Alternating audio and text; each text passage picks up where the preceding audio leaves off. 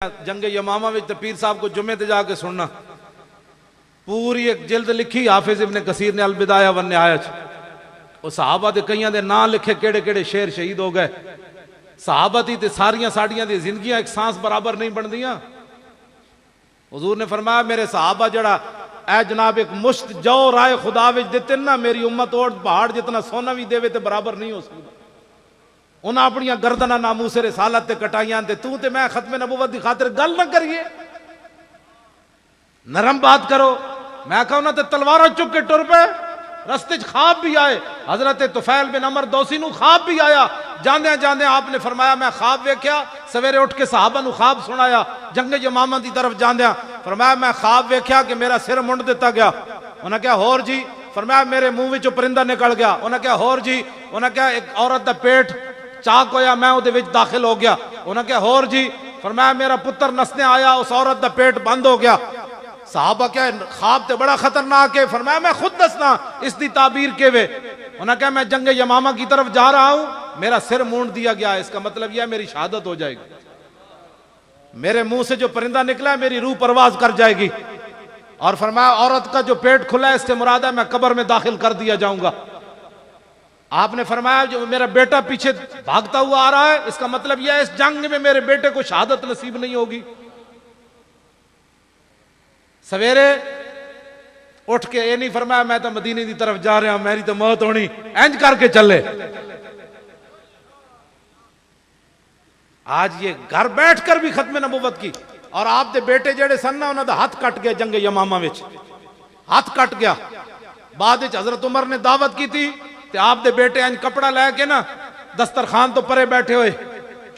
انج ہوندے دین جنہاں دے دین دے کام کی حضرت عمر فرمایا تسی کیوں نہیں کھاندے انہاں وچ کھا دے روٹی انہاں کہا جناب مینوں شرم آ رہی میرا ہاتھ کٹیا حضرت عمر نے قسم چک دیتی فرمایا جدوں تک عمر بن طفیل انہاں دے پتر دا نام سی طفیل بن عمر انہاں دا اپنا نام سی عمر بن طفیل روٹی نہیں کھائے گا میرے دسترخوان تے روٹی کھا ہی کوئی نہیں سکتا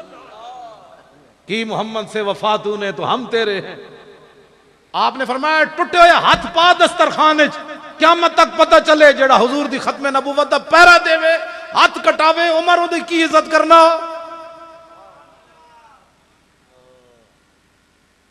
ہاتھ کٹا کے بھی پھر جنگ یرموک پھر چلے گئے ایک گھر بیٹھے بیٹھے کبھی ایسے بات کرتا ہے کبھی ایسے میرا خیال ہے دین ایسے ہونا چاہیے میں آکھا تو تے گھر بیٹھ تیری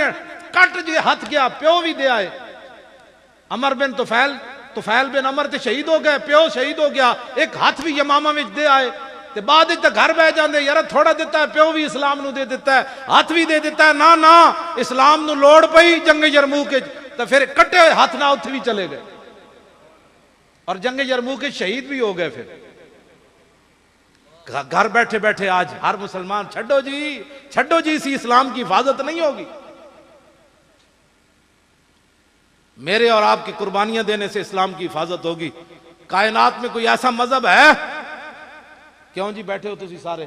عیسائیاں دے عیسیٰ علیہ السلام دے مقابلے کسی نے دعویٰ کیتے ہویا میں نبی ہوں عیسائی انہوں سے دن مار دیں گے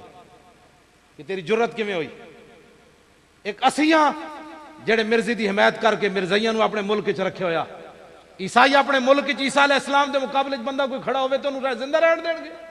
ایک اسیاں جڑے بیٹھے ہیں پاکستان وچ امن کی بات کر رہے ہو امن جی ایک ہی بات ہے اس لیے تو اسلام کو آنے نہیں دیتے اوپر جس دن اسلام آ گیا مرزائیاں دے بارے ایک ہی فیصلہ ہونا ہے یا کلمہ پڑھو یا گردن لواؤ اس کے علاوہ اور گل کوئی نہیں اس لیے تو اسلام آنے نہیں لوگ دیتے صدیق اکبر اس وقت تک نہیں بیٹھے جدوں تک منکرین ختم نبوت دا فیصلہ نہیں ہویا